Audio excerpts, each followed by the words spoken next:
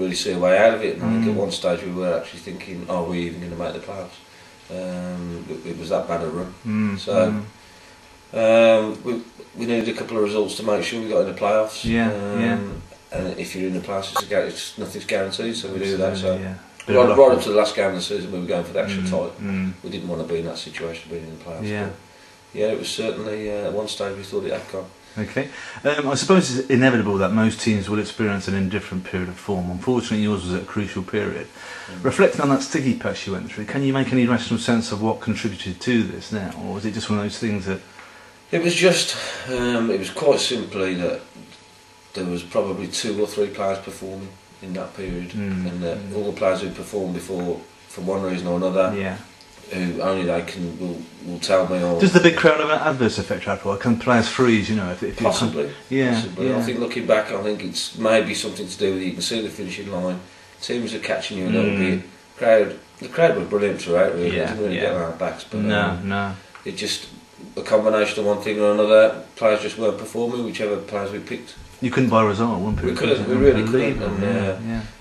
And I was saying at the time, at the start of the season, things were going for us a lot. You know, we were getting last-minute winners. Things were going in off the bar. No, that's true. We were getting a bit of luck going our way, and during that period, nothing was going our way, which is football. So you know, it was a lonely place to be at the time, and we had to dig ourselves out of it. Okay. Good news for the book supporters in that you and Larry have tied yourselves to the club for the next 2 seasons. Your record since arriving makes very impressive reading. Could you ever have envisaged such immediate success when taking the post 18 months ago? It's been a terrific time for you, hasn't it? I mean, the run we've had's been unbelievable. I think, to get where we were, 40 games unbeaten, it was becoming a bit of a noose round our neck at one stage. But not saying I wanted to lose, but it was. But no, I think we envisaged that we'd stay up, and I certainly think we thought we'd be pushing this season. But looking back now, it's gone. It's been a dream. Have you had a chance to gauge the reaction of the supporters in recent weeks regards of returning to the conference? The anticipation and feel-good factor in the town must be sky high at the moment. It's unbelievable. You really have to be part of it to see what it's like. I mean, we had a civic reception of over 1,000 people in the hall. Wow.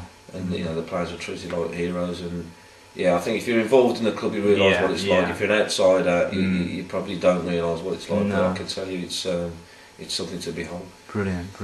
Reflecting on last season, your signings more often than not proved very astute, especially the capture of Lee Moore, arguably finished as the top striker in the Unibond Premier. I know you rate Lee very highly, Rob. Just how far do you feel he could go in the game, and what are his particular strengths in Lee?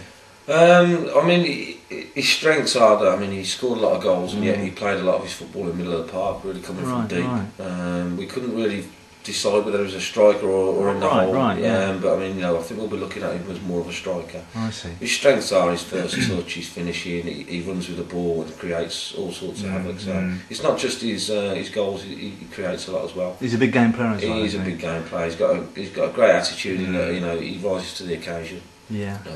He's confident without being arrogant, and I think there's definitely a pro footballer in the making. Is it a question of not being really fancied at Reading? It's a strange one, isn't it? Not Tamworth, beg your pardon. It's Tamworth, isn't he? No, Coops liked him. I think it was just maybe Coops thought it was a step too early this season, and maybe he saw him as one for the future. They certainly didn't want to let him go. Oh, I see. It took quite a bit of persuading, and maybe I think I thanked Mark Cooper a lot at the time, really, because he was excellent over it. Their loss is our game.